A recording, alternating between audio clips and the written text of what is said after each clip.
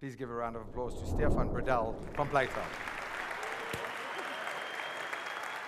Thank you, Papa. Lekker. Ja. Alsof ik kon. No, I mean, I only it leaves speak- a little bit to be desired. I only speak English in self-defense.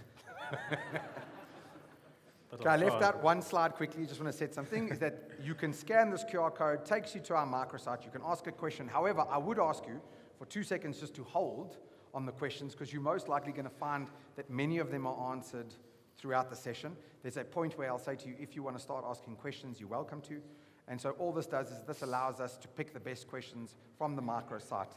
If you see me on my phone, you know why I'm looking through the best and the worst questions, ignoring the latter and picking the former.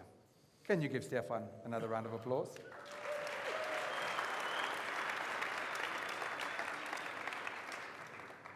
First of all, in true South African spirit, thank you for being here, and how are you? Oh, well, thanks. What does well mean to you? I don't have to look after our 4 boys at home tonight. 4. Yeah, 4. Clearly your sperm Wow. works, boy. My wife, building the nation. Yeah. Yeah, no, so I'm very well, thanks. Is it fair or right to say that this is one of your first public sessions where you would be telling a large majority of your story? Yeah, I think so, yeah. What has held you? This is not a plug for Suits. I am actually curious. What has held you back in previous times from maybe sharing so much of your journey? I think I like to keep a low profile in a way. So I think it's the same when it's probably a bit of imposter syndrome, where you're like, okay, I want to write a book or whatever. So I think you just keep in the back until something works in a way, because like I'll get into it. It's a lot of failures, a lot of stuff, and like even with Plato, I mean, year 5, you think, listen, are we out of the woods yet? Yes. You know, so you don't want to, in a way, expose yourself more and say, listen, okay, I'm all this, and you know, we're cool or whatever, and then it doesn't work. So I think by having failures in my life, especially with business, it never felt like, okay, it's time to share my story. But I think I think I can now, yeah. Well, I'm super grateful that you came to choose here. We did something very cool. In the old days, I just used to wing these interviews, but I think there's so much to be said for your story, and I didn't want to sit up here like a muhu taking my guesses. So the spoiler alert is that you and I sat up there probably about a week ago, and we did a mock interview where I just one-on-one learned about your story. Yeah. And it was super interesting for me as an entrepreneur, because I thought I was just going to sit with you and gather intel and then, be on the ball for tonight. But I was completely shifted by a lot of what you shared with me. And so the journey that I want to take you on tonight, because I have the privy of knowing a lot of what he's going to share, is I want to set some scenes for you, if I may. First, I think that tonight isn't the story you probably want. I think it's the story you need. How many of you here are small business owners or entrepreneurs, just by show of hands? So I would say about half. Regardless of who you are, why you have arrived, I think this isn't the story you want. I think it's the story you need. And without ruining any surprises, I originally asked you to come and just share the Plato journey. It very quickly became apparent to me that the experiences that you had, your upbringing, all the learning curves are so intricately tied into the story that the Plato story would be quick, simple, and a little bit boring if we didn't go back. And if I were to give a theme of what I learned last week sitting here with you, is that your journey has largely been filled around, the reason we're here tonight is because of a whole bunch of dots that you've collected over 20 plus years. Yeah. And so for these people to get true value out of your story, we cannot start talking just about how Plato started without going back there. But just before we get into you, I just want you to give me a snapshot of where Plato is today so that we can go back and we've got something to compare to. Where is Plato in 2025? Okay, lekker. So currently we've got 107 sites nationally. We extract about 500,000 double shots of espresso every month. Got about 650 employees. That's now franchisees, baristas, corporate. That's where we're at the moment. 107 stores, just over 5 years, 500,000 espresso shots in a month. Yeah.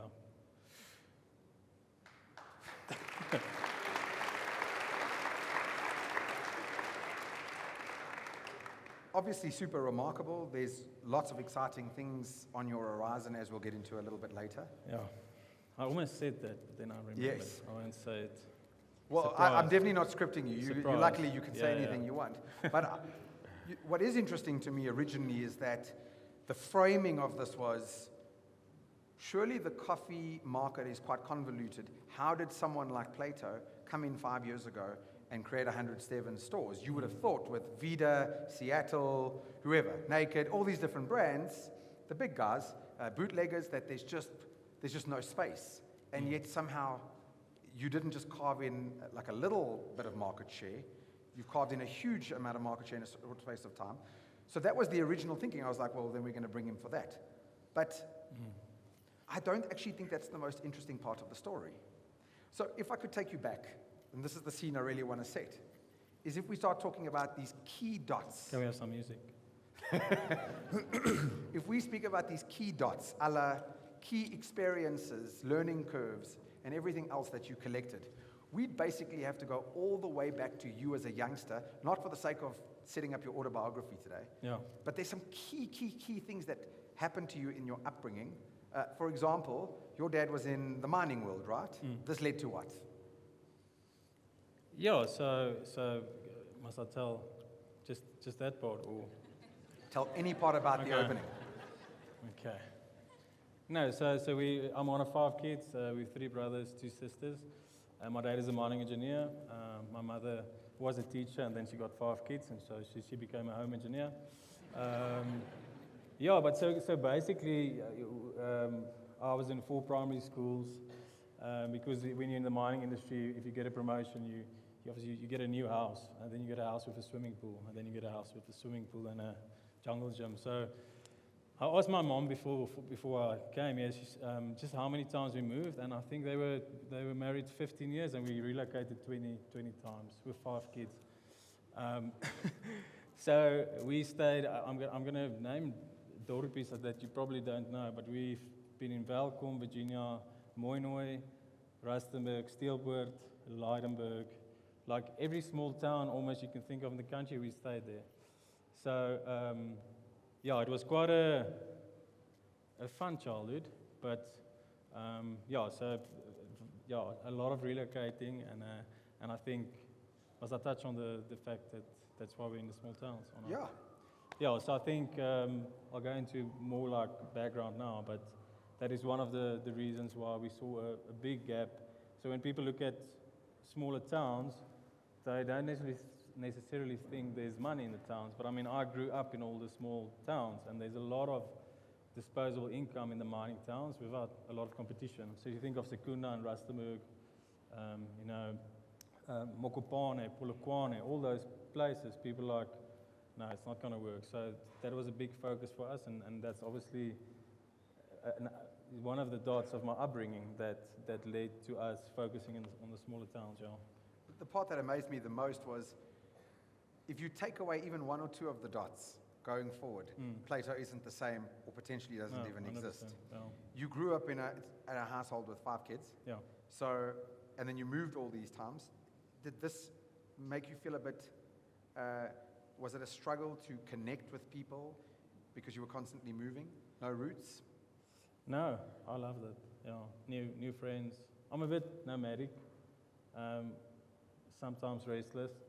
So I'll tell my brother when we're like, okay, let's go, and he's like, where are you going?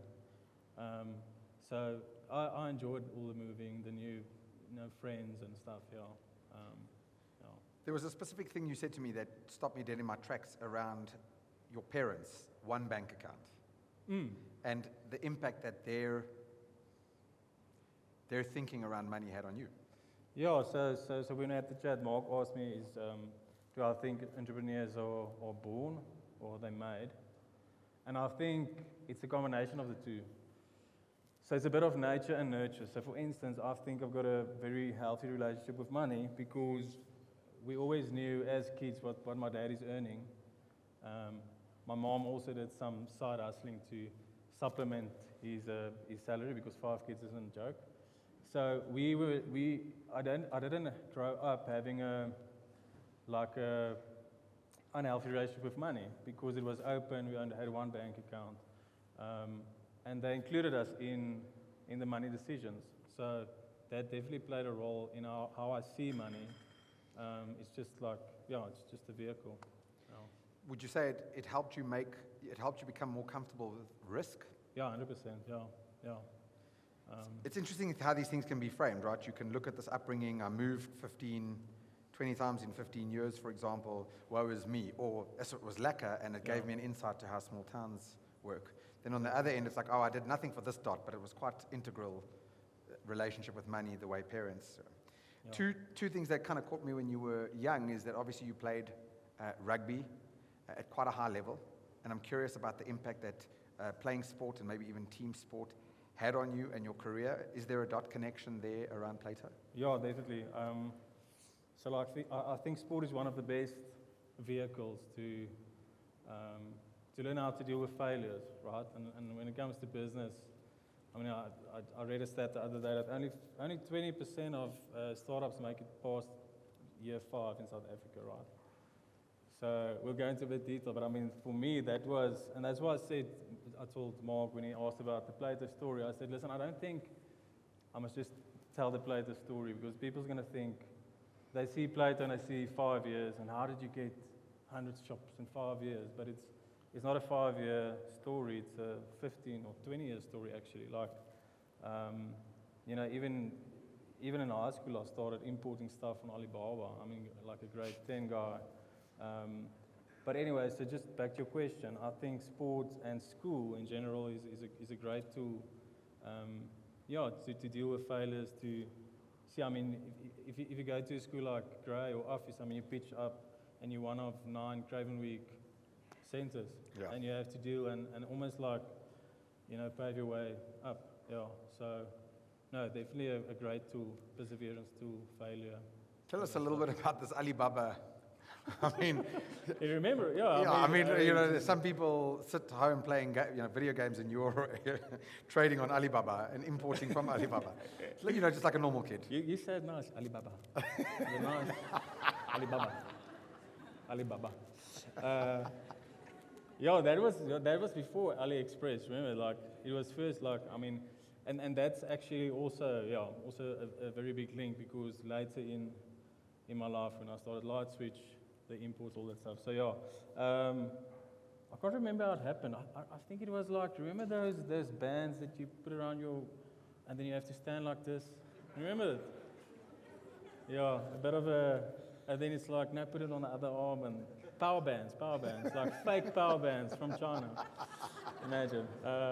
And then I started importing, because it was obviously with the rugby and stuff, there was this suspension training thing, TRX. I don't know if you guys know it. Know it well, yeah. You can see I don't know it well anymore. I started importing that, and it was just like always busy with, like, I think I'm very curious. So I'll try new stuff, and that was just one of the... Yeah, because, I mean, that's a core question, is like, why when everybody else is only playing rugby at Uffies, you're importing stuff? You know what I mean? What sets this off? Is that the upbringing that you have, very entrepreneurial, lots of side hustles, you're curious, or the combination of it? Yeah, I think so.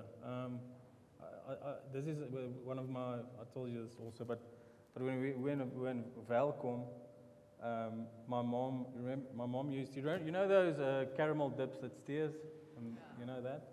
So then Welcome doesn't have caramel dip. So my mom thinks it's a good idea to bring in like this big, it looks like, remember those thin paint buckets full of caramel, and then she'll put it in smaller jars and resell it. So, it was always part, I was always part of that, and I think that all of the kids has got that entrepreneurial spirit. So I think I was just always like looking for stuff. Yes. Almost always looking at certain trends and then jumping on it. I think coffee is the first one that's maybe evergreen. That's why all my previous business didn't work. Then I was like, okay, no, you can't jump on power bands and stuff like that. But anyway, yeah, just always curious and trying new stuff. It's so interesting because it's a dart you have to throw at the dartboard. So you're at school, even there you've moved, you're playing rugby, you're messing around with Alibaba. Is that better? Alibaba. There's so many details that you shared. I mean, some of it might be interesting. You got held back a year. That did some interesting things. You can choose if you want. But then, what happens after school? How do you decide where to go, what to do? Should you study? What happens? Yeah, so it's always funny when people. For me, it's a weird concept to think you have to decide when you're 18 what you need to do for the rest of your life. So when people chat to me in their 20s, I'm like, I still don't know what I want to do with my life. But anyway, so after school I did a gap year, and then after that I decided, okay, let's give this rugby thing a go, just a proper go. So I went to the Sharks Academy. After that, went to Pika for varsity cup and stuff. And then I studied sports science, but just that classic thing, you just have to study because you're playing rugby and you're a jock. And then I realized if you want to make it in rugby, if you want to do it as a living, it must be your life basically. And for me, later realizing I'm a bit of a creative, it just became very repetitive and very small. So then I decided, well, I haven't made it yet, so I don't think I'm going to make it. And then I decided to move to Pretoria, which my girlfriend at that time, which is now my wife, she was there already. So I moved to Pretoria, and that's where I started my first business. Yeah. Which was what? 22. This is a fun story. Are you ready? Yeah. That's our mate over there. Yes. I went trolling through your Facebook. So there was, I mean, the TRX was working. Yeah. Look at that back. That's a good bum. Oh, bum. Oh, back and bum, yeah. Oh, thanks. Yeah, so I'm in Pretoria. I don't know what to do with my life still after 4 years or 3 years. And then I interned at a furniture maker.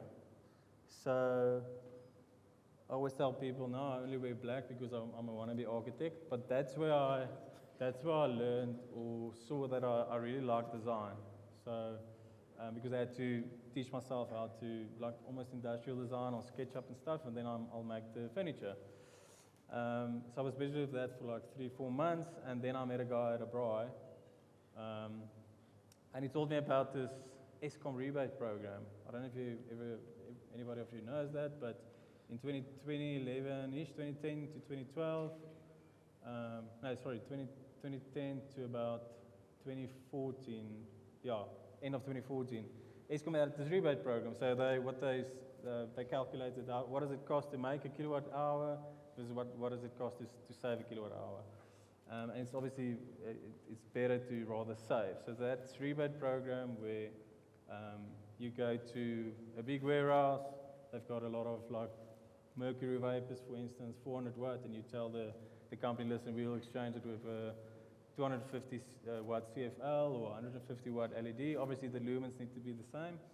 And then you literally, let's say the project is R1 million, Eskom will give 500,000 rand, and then the client only pays 500,000, right? That's how it works.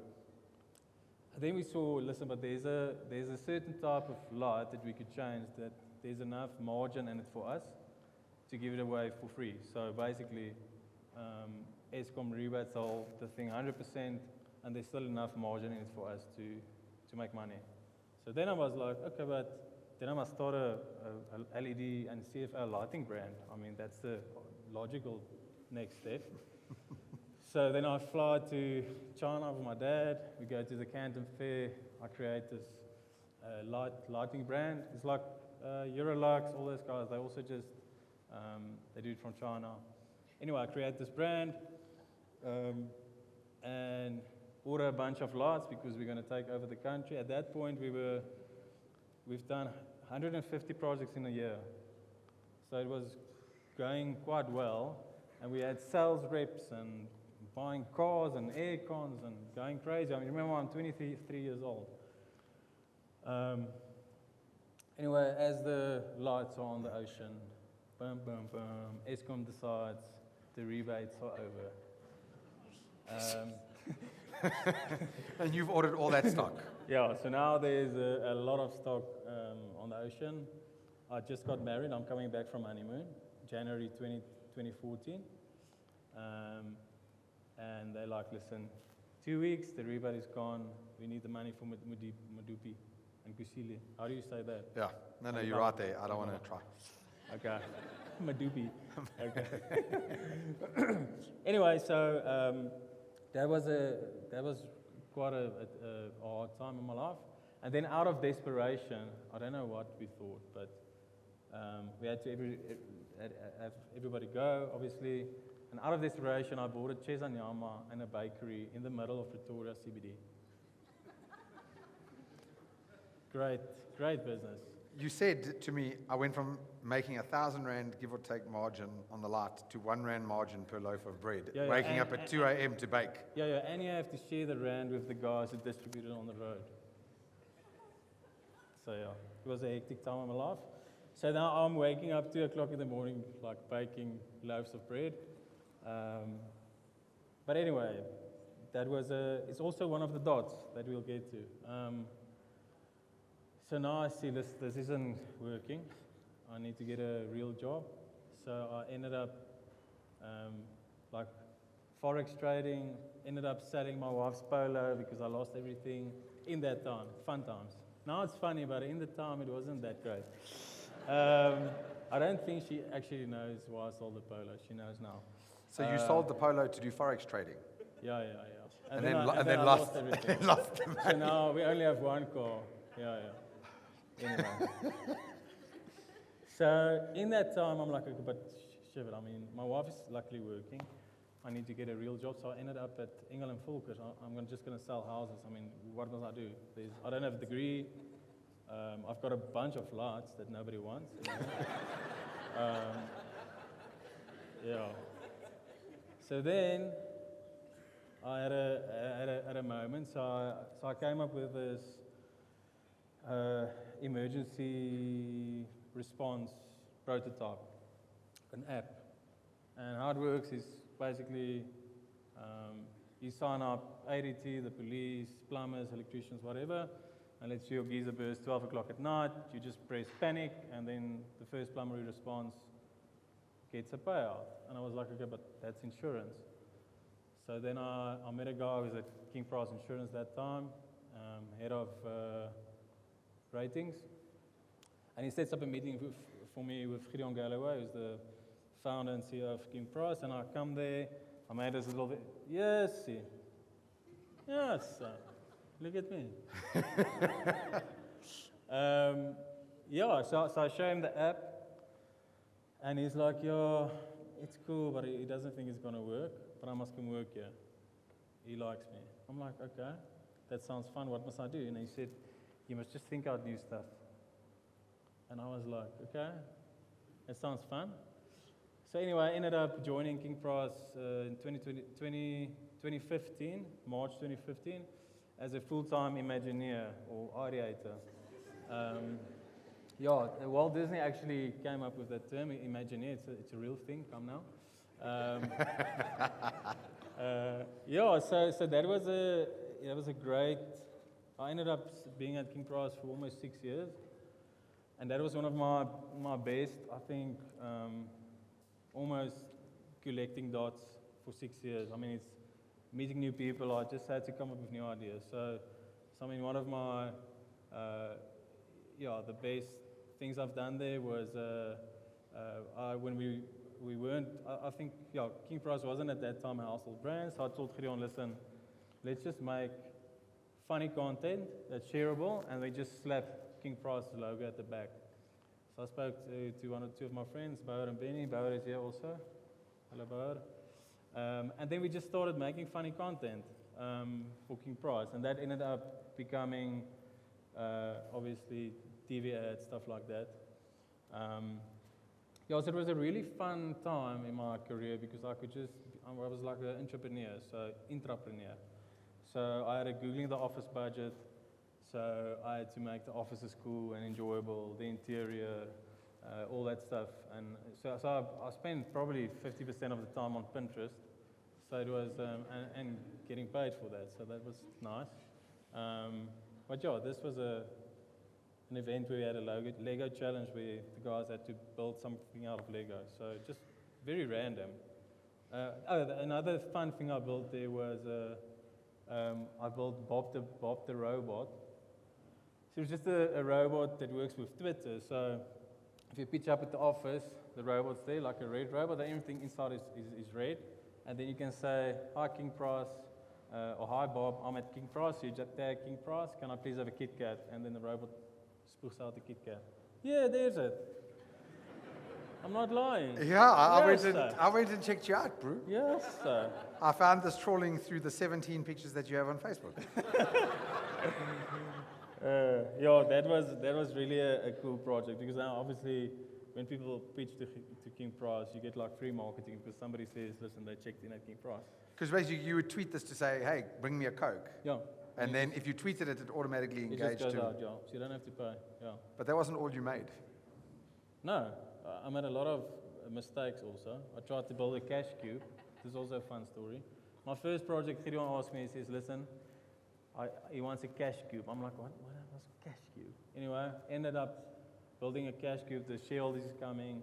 I build this. I'm like, okay, so sorry, what a cash cube is that thing that you have to catch the cash. You know, Yes, in like that box that's fanning it so up. I'm like, with my physics degree, I'm like, it's very easy. You just build a thing with perspex and steel, and then at the bottom you just put a massive fan. Right? It's going to work. So then in the morning, 3 o'clock, I put in some 10 rand notes and I switch on the thing, and then all that happens is like the money just went like this, whoop, and sits in the corners, obviously.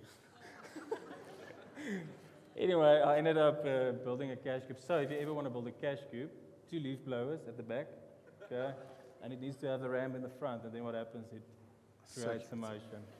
Yeah, so that I try to find pictures of that. Where's but the cash cube? I know, you did not post about it. Anyway, no. So it was a very fun time. Yeah, it was. But I mean, you had this job at King Price. One out of it was a cool opportunity that came your way. Yeah. You were also servicing debt. 100%, yeah. I mean, it wasn't just like, well, I'm here now. No. It was basically all these ventures that had been piling up that had failed. Yeah. You had gotten into some personal debt, if I remember correctly. I don't want to shoot you, like you had loaned money from your dad, and it was just your personal finances were a mess. It was. Yeah. And so, yes, this was a great time in terms of what you learned, but you were basically taking spare cash, spare disposable income to just service debt. Yeah. Not fun. No. So it's and at this time you have kids. Yeah, I've got one kid. But yeah, it was a fun time. It was a hectic time because I had to hustle at night, and that's also where I taught myself how to design, build websites. So at night I'll build websites and design for people. But that also ended up being a valuable dot at the end for Plato, obviously. 6 years at King Price. Yeah. So how do we make this transition? I mean, there's a lot of things, and we're even skimming over parts of it. You know what I mean? Yeah, like, but it's fun. But it's interesting. Like, there's so many different things that you tried, didn't work. You land up with 6 years. So now you got this good thing going. You are in a really cool role that you can basically ideate yourself flat out. Yeah. What makes you leave there? What do you do next, and why? I think I always tell people it's very hard to make up a business knock with a salary.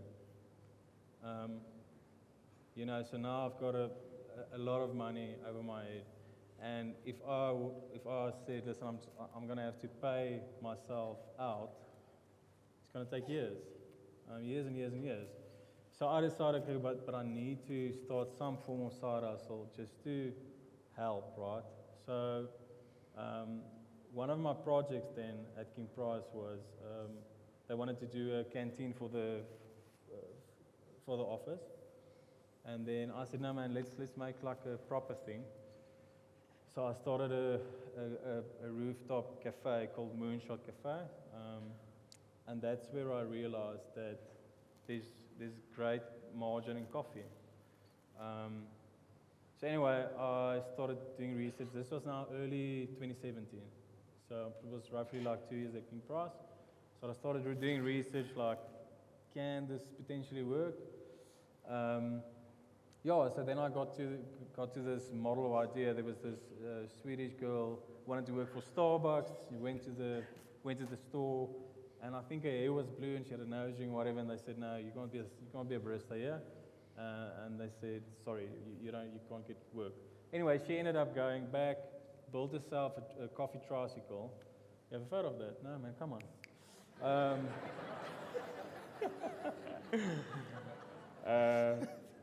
Anyway, ended up. Yeah, that's where it ends. So she goes. 2 months later, she stops in front of Starbucks, makes more sales than Starbucks that day. And I was like, this is easy. Just have to build a tricycle. Anyway, so beginning of 2017, I ordered myself a tricycle from some guy in Cape Town.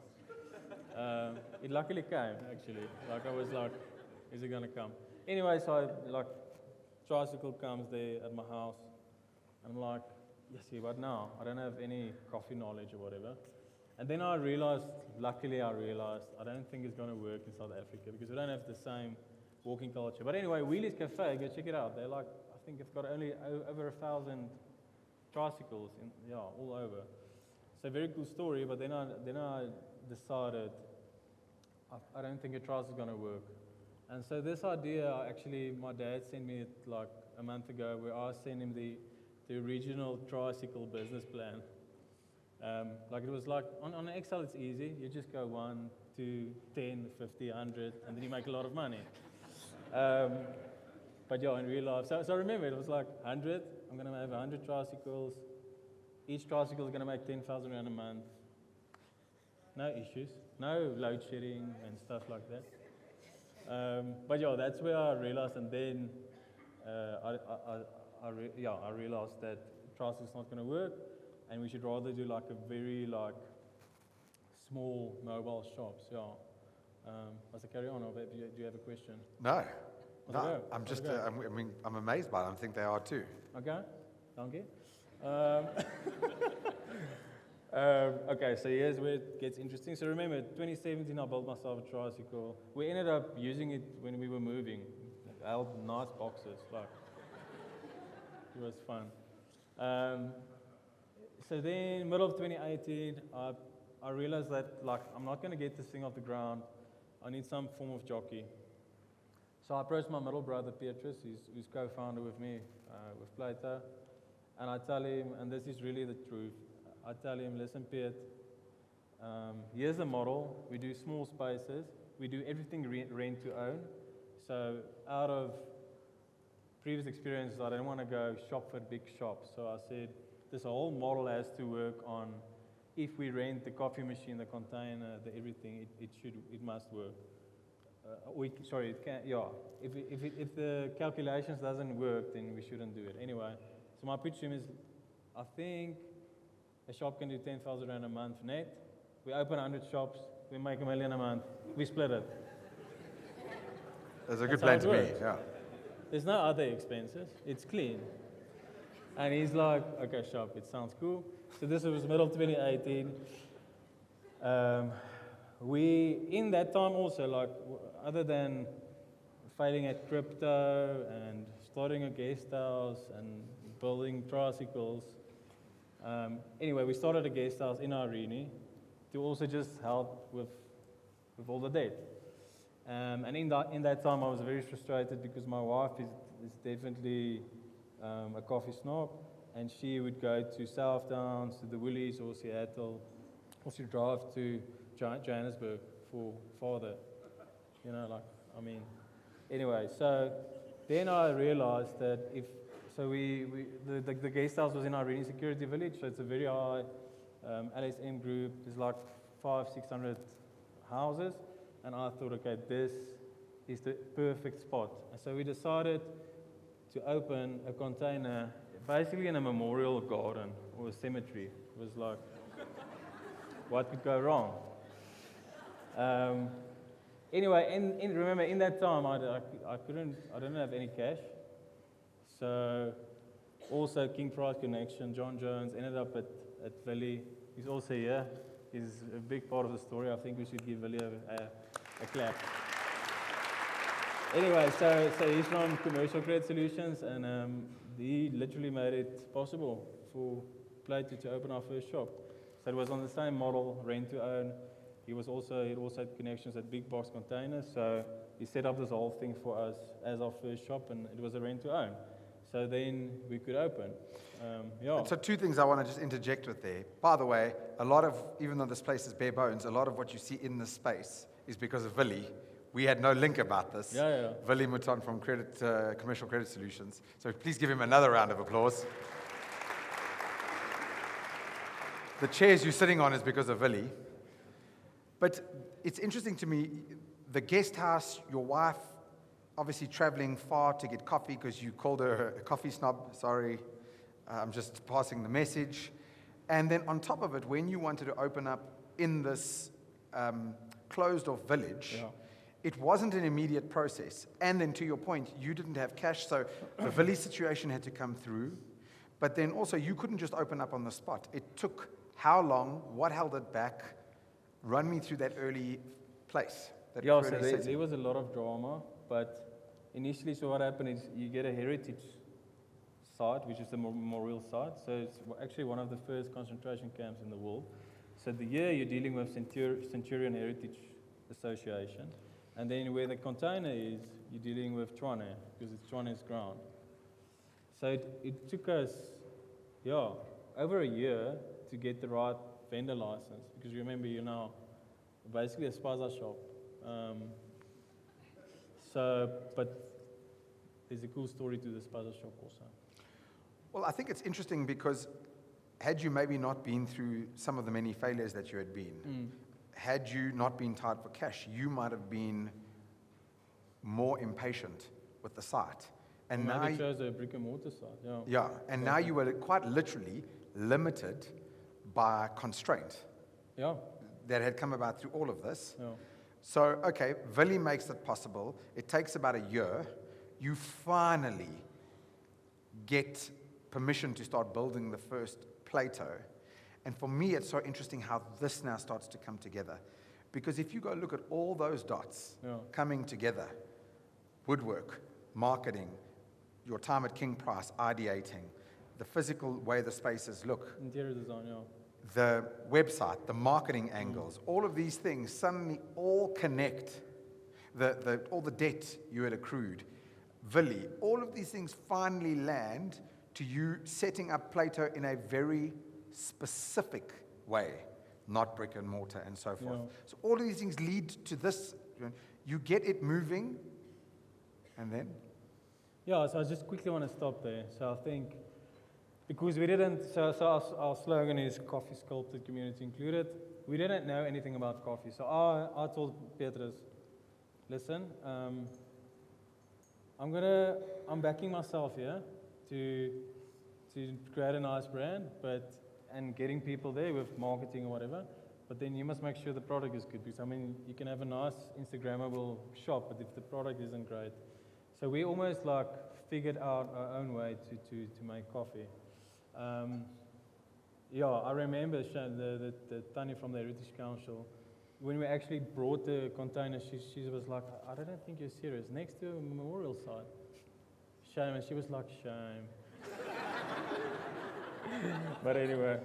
Just on that. So we had a very user experience and design first approach to Plato. And looking at Plato now, I think that is one of the biggest differentiators, because we're like, listen, the design should be cool, the barista should be friendly, because what if our coffee isn't great? So that was anyway, so just an interesting thing. But anyway, so now, December 2019, 7th of December, we open our almost a Chesanyama spaza shop. And then, can you guys remember what happened in 2020? Can you? So you opened in December 2019. Yeah. Your trading, talk me through before the dreaded C. What was the first month like? the first month in December wasn't great. But- Everybody's in Belita yeah. and Plate. Especially Irene, LSM, they're not there. Yes. But anyway, so I think we ended up doing 25,000 Rand for December. So just coffee, rough calculations, GP about 60%. You're not making money at all because you have baristas, Yes. stuff like that. But you paid Willie. Yeah, but remember I was staying corporate. So if this thing doesn't work, at least I still have a job. So that's why Petrus was pivotal in this whole story, because I think a lot of people are like, listen, I'm just going to leave my job, open a coffee shop, and then Bombs. COVID strikes or something like that. But anyway, so then January we need to close because it's COVID. Level 5. I think it was Jan or Feb.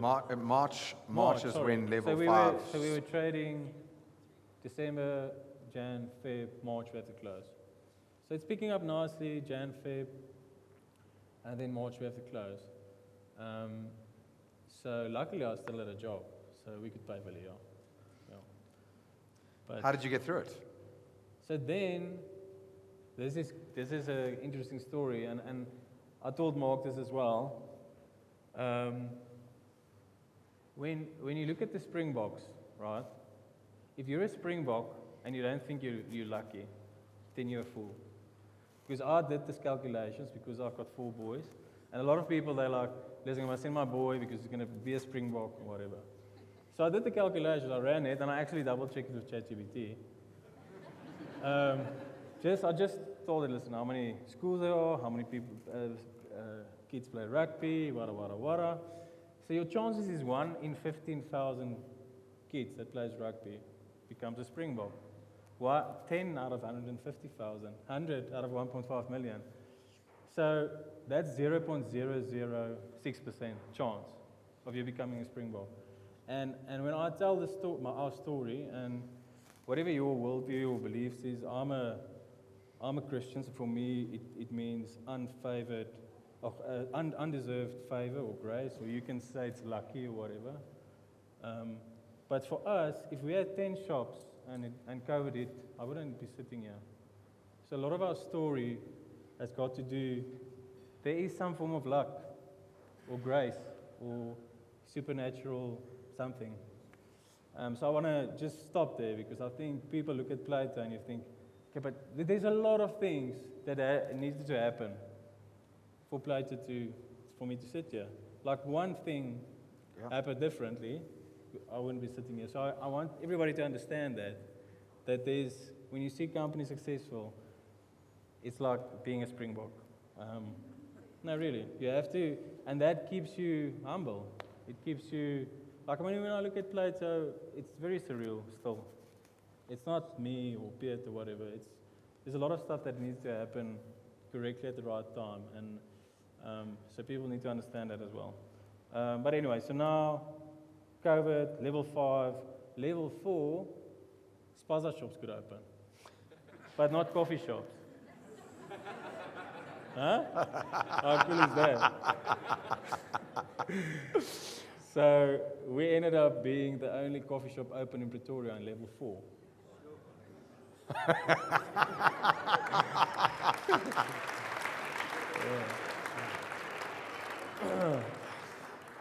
So, yeah, it was a crazy time, because remember you can only come out between 7 and 9, and we literally had to like put those danger tape, those red and white, for people to queue, because between 7 and 9 it was crazy. And I think what happened there is, you look at a brand now and you think, yes, this guys, they got it figured out from day one. The community included, the wada. But I mean, that's when we saw, listen, but coffee's got an incredible way of bringing people together. Like, I think, so initially with Plato, I thought, in ancient Greek times, he would philosophize, this big English word for Afrikaans guy from Rustenburg.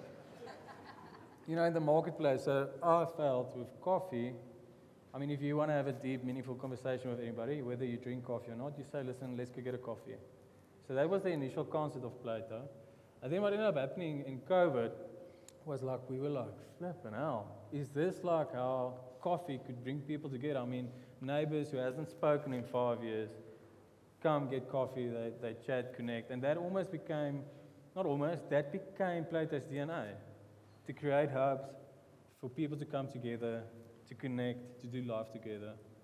So that was a very special moment for us. And really formative. It really helped you shape how you started to see Plato 100%. moving forward, opening more stores around this sense of community, which is how the name came about. Exactly, yeah. So, yeah, it was interesting. All these, so I want to get into the detail here, but I made some notes. Dots connecting to Plato. Yeah. Small towns and mobility inspired your constant child moves, helped you understand the small town market. We're going to get into how you then decided to expand. Healthy money mindset. You did nothing for it. It was given to you. That's one thing you'll take. Yeah. We all get those in life. Sports and resilience taught you mental toughness. The woodwork started to inspire you early. Oh, I've actually got a thing with my hands, and I should actually follow that. Like, I've got a bit of confidence there. The ESCOM situation, flunking out, really teaches you about loss early. And then you make this pivot, which people would think is insane, to Chesinyama and the bakery, but it really lays a foundation for you being able to offer not just coffee within Plato, because you have a bit of a background as to how that works. Yeah. So even though you were selling it at R1 at the time, it was an education that you were paying forward later on to add that to your stores. Yeah. The Forex and net, I don't know. Teaches you we knobs, we're morons. I sold my wife's car, lost it. Yeah, cheers. Yeah. I think it also shows you don't do stuff out of desperation. Yes, I mean, it comes with a real learning curve. At this point in time, you got real debt. This magical opportunity comes your way, but also came your way because you had pitched the idea of the app. Yeah. And then that wasn't what was interesting, but then they brought you in for something else. Yeah. That's where you really picked up a variety of skills, experience. That money helped you service the debt, and it helped you test out a lot of those ideas kind of going forward, make connections. Some of that leads to someone like Willie. Yeah, 100%.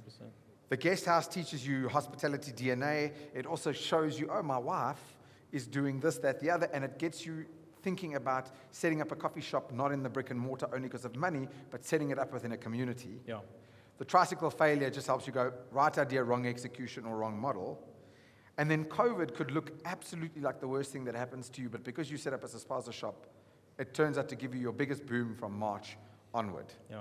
And so if we were to, this is the interesting part for me about, it's not the story you most likely want, it's the story you need. You need to understand the classic thinking around the overnight success takes 20 plus years. And what really resonated with me, because as a fellow entrepreneur, I'm feeling this even now, is that in the middle of being in debt review, you're watching friends, family buy nice houses, you've got kids, and you start to play like a mini comparison game in your head. Even if you shut it down, you're like, oh, look at them buying nice houses and driving new cars, and I'm earning just enough, not to service the capital, just to service the debt. The interest. I'm not actually moving the needle. Yeah. And then when COVID hits, you surely got to be going like, are you joking? Like, come on. But then just a month later, it turns out to be the thing that actually gives you the spark, along with the way you set up the stores, the way they look, the marketing, the baristas, everything brings it together. Yeah. So I wanted to share that with you because it's not the Plato story, is it? It's the connecting dots over a long patch of time that gives you this unique intersection to get to a point that you could do this. I could be the most talented entrepreneur in the universe, and on average could not replicate what you've done because I didn't go through those experiences. And you would look at those experiences saying they're bad, and now with a different framing, they were essential. Yeah, because even when I was at King Price, people would ask me, listen, how did you get this job? What did you study? I'm like, if I must tell them what I have to go through to get this job, it's not worth it. I'm joking, it is. It was worth it. But you can never connect dots looking forward, right? So I was, there's a whole theme of when I tell people, obviously, because when people, years ago I came up with the dot thing. Like, your brain, right, needs dots to connect dots. If you don't give it dots, it's not going to be able to connect something. So at King Price, what I did is I just collected dots, whether it was a networking event or Pinterest or putting myself out there. Like that's the way it's almost like food for your brain, and that when it has dots, it can take it and connect it. And I think that's the Plato story. It's that all those dots, and my mind could go like, or my brain, okay, this is it. Small sites, not expensive shop fit, rentals, the whole package. Yeah. So See, hindsight is obviously a perfect you science. sum it up nicely. Did you use ChatGPT? No. There I was Come on, just be thinking honest, about be honest. how you brought it together. It's just, from there, as a fellow entrepreneur, I wasn't expecting you to tell me all of that. In fact, No. when I searched for you online and I tried to do some research before you came here for the interview, almost none of that is publicly available. Yeah, I know. So I didn't know any of that. And what it did for me is it reminds me, you don't know what other people are going through to become successful. It always takes longer than you think. Always. In the moment, framing is basically everything. You know that story that they tell about the man's son breaks his leg, everybody in the town says, oh, it must be such a terrible thing. But then the army rolls in the next day and says, well, we can't take your son to battle because his leg's broken. Yeah. And every time the story keeps shifting where he says, I think it's neither good nor bad, we'll see. And the point is, like, depending on how you look at it, you can kind of go, this is terrible in the moment, and then it turns out to be the thing that helps. But for sure, it took way longer than people thought. It gave you this unique knowledge, and the closing part I want to make for this before handing over to the rest of the story is that you can call it undeserved favor. I agree to that part, whether you want to call it luck or God shining his favor down on you, whatever it is. But you also, it's like nature versus nurture of the entrepreneur. Yeah. You gave yourself the best shot every time by putting yourself out there and throwing the dart at the dartboard to get to the position that this could be open. So if you don't actually throw the dart at the dartboard, favor can't really find you. No, I agree. It's almost like that good term that you're creating your own luck. Gary Player, the more I practice, the luckier I get. It's the same thing. So if you don't put yourself out there, which in my terms, this for me is very out of my comfort zone. I'm actually an introvert. I hope a funny one. I mean, you have been very funny. Oh, thanks. Stop it. So with this, it now puts us to a position that we've basically taken about 40 minutes to set some context. And now so we now can it's jump. fine. Now we can jump on the Plato journey. So I think it's very important for everybody to understand. Nothing is ever as it seems. I mean, Plato was 4 years old, right? And I still at that. I mean, and people see, oh yes, look at Plato, they've got 70 shops already, and I'm still like, anyway, finally I could settle everything, and it's But you great. didn't even move immediately. But- May 2021 is when level 4 kicked on, so you got the lucky break from what looked like death. You picked up quite nicely. You still didn't leave. Your brother was running it full time. No, so I was still you I were was working. still at King Price in 2019. And then even 2020, how long, how did things continue to go as things opened up, and what led to a second store? Were you like, was it still always the plan? I know you had said 100 stores, 10 grand, a mil, split it, but what happens there? So I think then we see, so then literally we were doing what we did in December, we were doing tenfold in April, right? And then we're like, okay, but this is going to work. So then I go to Billy, I say, listen, Billy, we need to do a brick and mortar shop. We need to go to Rustenburg because we're from Rustenburg, and I just know it's going to work. There's a lot of disposable income, and that's when I think what happened is a lot of coffee shops closed down and we opened up. You got hold of some pretty good sites. Yeah. So anyway, we ended up opening our second store. Let's call it first store. The first one maybe didn't count, but okay. Second store in Rustenburg in July, and did very well. I always remember this story, and I think that's where I thought small towns were going to work. But what happened is, ended up happening, I saw this farmer. He was there on a Monday, and I mean, it was literally our second shop, so I was still doing the interior and stuff, and it wasn't closely like it is now. But anyway, standing there, and I was just like a small awning, and he was looking, he's like, yes, it feels like a different country. And that's what I realized, yes, if we bring like a big brand feel to the smaller towns, it's really going to stick. So anyway, we ended up opening that one in 2020. It took to the end of the year. I'm just going to go through it. 2021, we opened 4 stores. And at that point, we had, what is it now? I think 7 stores. Yeah. And then that's when I approached, I just had a chat with my brother and I said, listen, Piet, I think we've got enough sites and we're starting to get franchise requests. So we were a bit over leveraged, I think, in that time, or we couldn't, we said, no, it's enough now, enough shops. So why do you franchise? If you think, why do you franchise? To get your brand out there, bigger exposure, less risk. So we said, okay, well, I told Piet, listen, I'm gonna jump, but we're gonna ring fence this thing. So Plato Coffee, it's got all these trading entities, and then we're gonna start Plato franchise, which I'm gonna run, but I won't be dependent on Plato Coffee. If I don't make it or don't sell enough Platos, then it's fine. We're not gonna take money out of this one. So did quick calculation. I said, well, I must just sell 12 franchises that year to make up my salary. And I was like, okay, I think let's do it. So I resigned 2022. Well, actually 2021, end of 2021.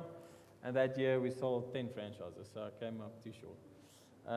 So yeah, that year we did 10 shops, and then 2020. So then the franchise thing got going lekker.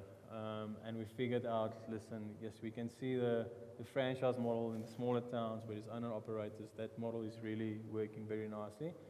So nicely that we started selling our corporate stores. Because, me and Piet could manage 3 or 5 stores because coffee's got a lot of relational capital. It's not just like, it's not a grudge purchase, right? It's like, you come, you want the barista to know your name, to know your order. And like I mentioned previously, the user experience, that part. So we saw that when we sell a corporate store to a hands-on franchise operator, the shop does 25 to 30% better because there's a mark in his shop. And he's connected into that community. Right, so anyway, so then we opened 29 stores in 2023, 29 stores in 2024. We're on 32 now. I have to open another 25, so we'll be on 132-ish end of the year. But all now, we're a franchise model now, and I think we're one of the few franchisors, if not the only one, where you're not allowed to have a manager. So you're the owner, you're the manager. Even our business model, there's not a manager salary. The franchisee is the manager, and it's been incredible to see. Because what happens is, I'm going to use Gerda as an example. Gerda from Mokopane, Potgietersrus, small mining town. But I mean, Gerda has been the local physio for, I think, 20 years. So people know her, they know Gerda. And so when she opens a Plato, it's Gerda's Plato. It's not a random guy in Cape Town who opens a Plato in Mokopane. And that has been incredible. And it's almost like the town feels, yeah, it's Gerda's Plato, but it's our Plato. And thanks for thinking of us, Plato. So we opened Kimberley before Bloemfontein. The people were crazy. They were like, Kimberley, before Bloem.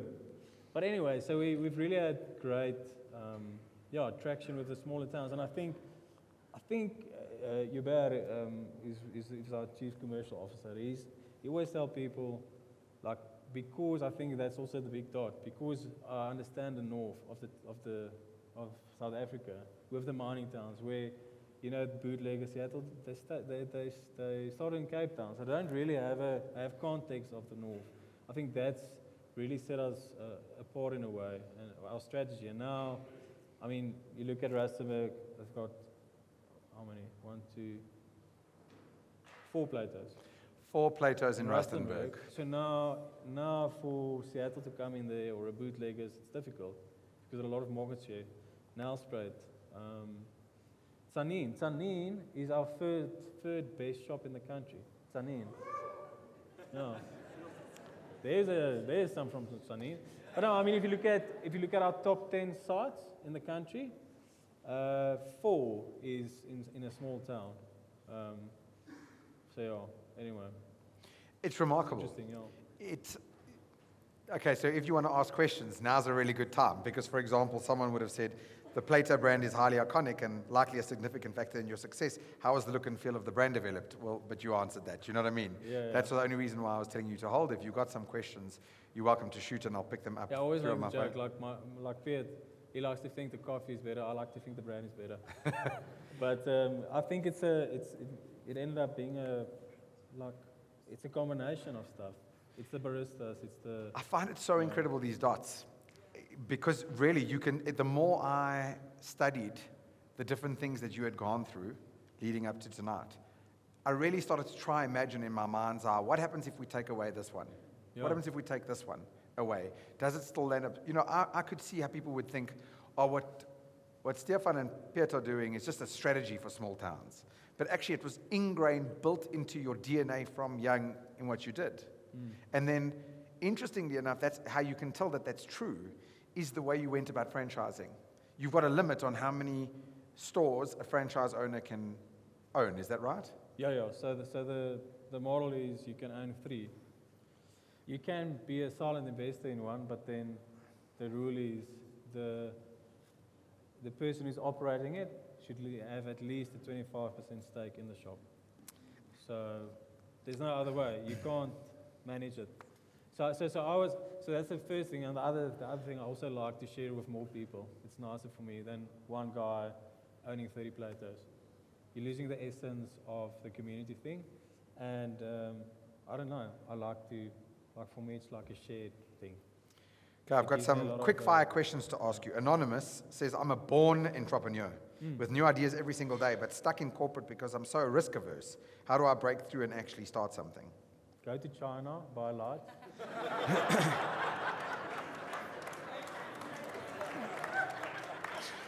Jump in the deep end, the end. Alibaba.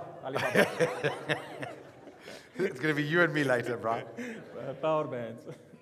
But I suppose in a short, I suppose there's no way to really do it unless you do it, is there? You can think your way around risk. You have to feel it. Yeah, like I always say, listen, I'll make this joke with my dad. So obviously my dad ended up writing basically all the debt off at the end that I owed him. So I mean, also incredible story. And at the end of the day, we could give my parents Rustenburg, the store, which was much more valuable than that amount of money. So it's also a nice full circle. But no, I think, I lost my train of thought now. What was the question? Risk. They're basically risk averse. How do I be less risk averse? I think in corporate, when you're stuck in corporate and you're an entrepreneur, I think that's what I always tell people. Like I wouldn't be able to do this if there wasn't a Petrus, right?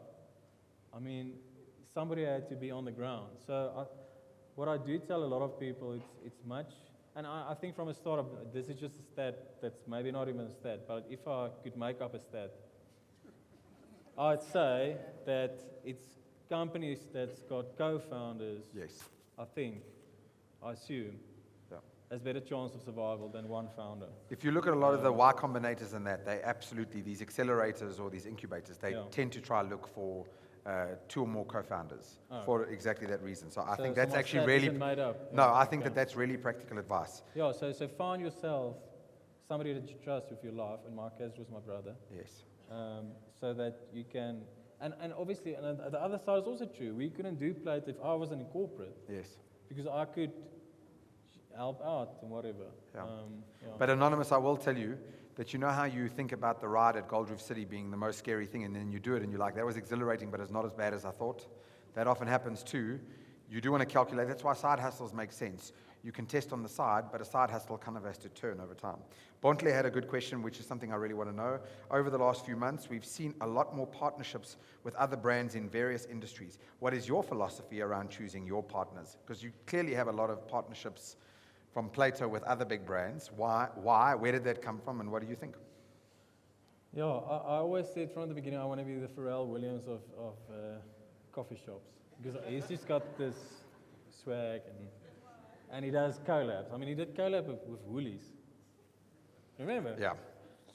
Anyway, so what I really like about collabs, I mean, I think the best two examples was us doing a collab with USN, which USN's market became a bit of like a, call it 25 plus or even 30 plus market, where they weren't that relevant anymore to the younger market. So if you look at our customer segmentation, we've got by far of any brand the youngest group, like from 18 to 25. So for USN it made sense because they're getting access to these people. For us it made sense because suddenly I'm in, I don't know how many disc games there are, 250? Suddenly I'm in 250 disc games with our brand all over. I don't have to pay for that retail stock, whatever. Yeah. And I always tell people, so marketing for me is like, when you decide you want to buy yourself a red polo, tomorrow you're going to see 10 red polos. Yeah. Exactly the same. I think there's actually a term for it. Confirmation bias. Yeah, but I don't know everything. You know. Sorry. But thanks for filling me in. You'd make a good co-founder. But anyway, so for me, that was very important. Same reason why I did the King Price thing. It was like, you just see, go look at all King Price's funny ads, especially the first 10. I mean, nothing had to do with insurance. It was just literally a guy dancing for his tractor. Oh, do you want insurance? Yeah. But I knew if somebody just sees one time the logo, they're going to start seeing billboards. Yes. Anyway, it was the same for me with like a USN. So now all of a sudden, and we launched USN, and it was our record-breaking month that month because it was just free exposure, and the other big one was Montful cookies. I mean, we did exclusive. You can only buy Montful cookies on the website or where they do pop-ups. So we said, listen, we're going to do a Plato flavor. It's only exclusively available at Plato. So we sold 10,000 cookies in 3 days. It was gone. So now every week we drop another 10. So then we're doing that for 3 months. But so I think collabs, I love collabs. It's clear that challenger brands have to basically work together to take on the establishment. 100%. So actually yesterday I made a post on LinkedIn about, listen, we're open for collabs, and I'm getting the most random stuff, people selling dog food. No, good luck. Like dog food and coffee could work. I'm like, okay, I can see it working. Yeah. A quick one from Wesley. Your biggest pain point in scaling from 1 to 2 and 2 to 3. How did you overcome the pain point? What was the pain point in going from 1 to 2 stores, 2 to 3? No, so it's almost like having kids.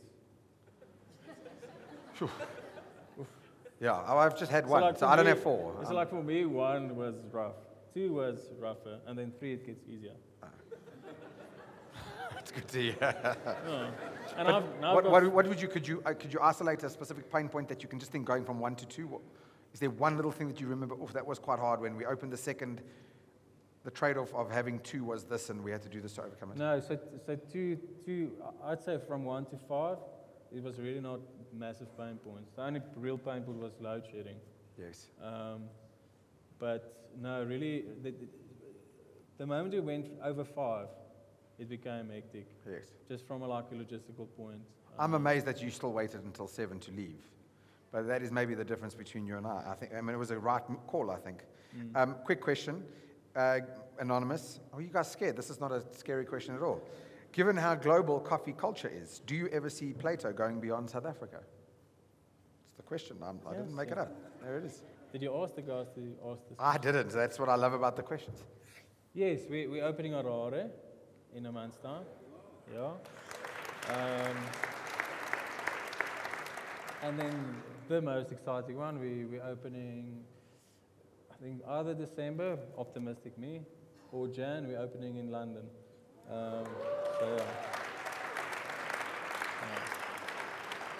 Why? Yeah. Why would you want to open in London? Yeah. Just because it's fun and I'm risk prone. If it doesn't work, it's fine. Well, now I think you have the ability, because if you get it right, It's a real upside. Yeah, exactly. So, I mean, it's not... I think in this case, You've mitigated for your me, risk. For me, the risk is we lose, it doesn't work. Yes. Okay, but that's literally the only risk. Yeah. The upside is much higher. I just want to just touch on the scaling part where people say, okay, how do you go from 7 to 100 and still keep consistency? So we use a program. So I'm just going to give you a quick 101 of coffee. So each chain's got its own recipe. So let's say your recipe is use 20 grams of espresso. It needs to extract 30 seconds. That's your recipe. Okay, so we've got our own. Seattle's got their own. Motherland's got their own. Okay. So what we ended up doing is we put a retrofits on our group heads. So we can track every single espresso shot extraction time, basically. So what's nice about that is, one, you can scale. Two, you're consistent in Polokwane. So the coffee in Polokwane tastes the same as in Rondebosch. Yes. And I think no other brand is doing that. And that's how we could scale specialty coffee. Yes, but then this question from Dimitri is directly connected to that, because that's the coffee side. Dimitri's saying, how do you then ensure Plato baristas, the training for Plato baristas scales, and how do you ensure that people feel special because of them? Yeah, so one thing that really helps is, because it's an owner-operator, he can watch very closely instead of just the manager. The second thing is we've got an incredible, we've got by far, I know I'm biased, but by far we've got the best specialty coffee team in the country. Just to give you an idea, Steve O'Keen is SA Barista Champ and Africa Barista Champ. Harry Moll has been SA Barista Champ. Neil has come second. John has come third.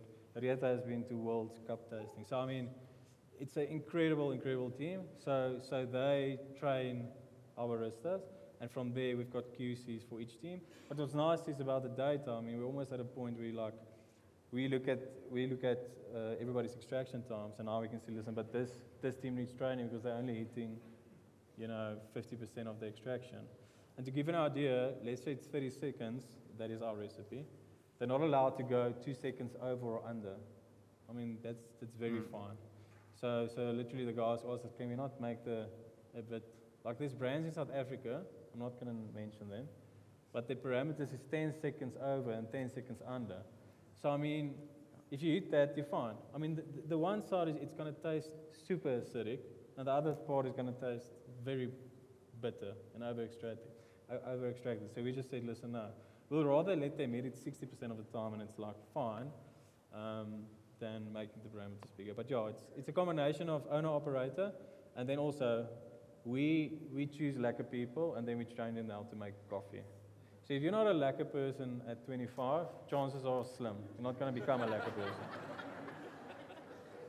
So we really employ people on personality and attitude, and then we teach them how to make coffee.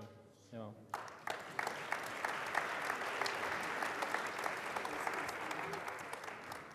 For time's sake, we're going to wrap up there. I want to just share with you, man to man and entrepreneur to entrepreneur. When you arrived the other day, we've been going through an interesting time getting this place set up. And I was so excited about tonight because I kept feeling in my heart, this isn't the story that people want, it's the story that people need. If you're building anything, the reason why it doesn't matter whether you're an entrepreneur tonight, or you're in corporate, or it doesn't matter, is that the skills and the lessons that you learn from entrepreneurship transfer so easily into every other facet of your life. And so all everything I took from your story when we sat down and tonight was, here's a guy who I think is talented. I do think you're that guy. But that is clearly a small portion of it. The next side of it is a guy who's just willing to have a go, definitely learn from every attempt, be willing to get the crap kicked out of him over time. I can imagine, because I have a child and a wife right now, and it's brutal. I often look at her and I'm like, I better get this right because I've got this little bubba.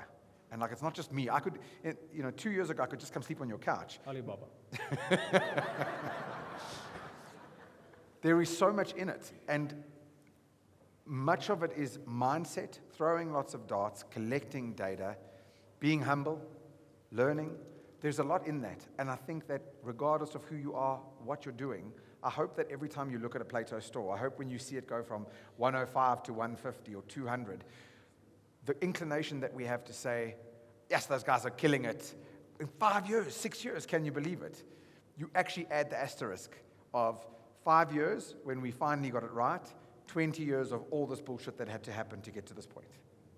And then it helps you change your expectations for how long something takes, what is required from you, and so many other things. Would you say that that's a fair assumption, a fair observation? I think so, yeah. Summed up nice. I want to give you the parting thought to the audience. The floor is yours. What would you like to, a thought, an idea, advice, whatever it is, off you go. Please, Phil. Can I just quickly ask, I forgot the link. The Coffee Academy opening up in Clifton or Seawood, are you allowed to talk about that? Yeah. Okay, so just for the camera's sake, the Coffee Academy that you're opening up in, what is basically the question is, tell us a little bit more about that. Yeah, so just a nice full circle moment. So, like I mentioned, Plato initially, the name, we actually wanted to, so Plato as a philosopher, he basically started the academy, which was basically the first Western university. Anyway, so what we're doing, we're starting the academy in District 6, Harrington, close to Harrington Street, and it's basically just a hub. We're going to train Plato baristas, we're going to train the public, we're going to train other companies' baristas, because we feel the stronger we make in the specialty coffee market, the better for everybody, because then they could end up at Plato again. So yeah, that's very exciting. We're launching it in November, and yeah, really exciting project. It seems your best is yet to come. What is your parting thought to the audience? Parting thoughts. Alibaba. No, so yeah, I think you summed it up perfectly. I think entrepreneurship, like I said, there's definitely it's like I want to say Djokovic, but no, let's go Federer. It's like a tennis player. You can have the talent, all the talent you want. If you don't put in the work, you're not going to get out. So I think it's like entrepreneurship, like by trying, by failing. That is like how you exercise entrepreneurship. There's almost no other way. Always make a joke with my dad. I said, listen, you could have paid 4 million rand for me to do my MBA at Oxford, or I could just make the 4 million rand mistake. So what I want to, what I want to say is, I mean, it's that classic. I know it's that classic guy who digs with the diamonds, and then he ends up giving up, and then the diamond was like just below. Yeah, like right there. So I think a lot of the time it's just like keep pushing. But there's also, I think, what people are also in a way glamorizing entrepreneurship. There's also space for people who's not entrepreneurs, and I think if that's you, then you shouldn't just pursue it just for the fact of pursuing it, right? But anyway, Plato as a whole, we're here definitely to make a difference in the country. Like I mentioned, we're employing 650 people. We want to I always tell people we want to make somebody's day and then sell them coffee. So if we could make people's day by even just writing a message or whatever, that's why Plato is here, and to make impact in the country. And that's it. Don't have any other fancy stuff. Thank you. Good night. See you later. Have a great time. Stephan Bredell.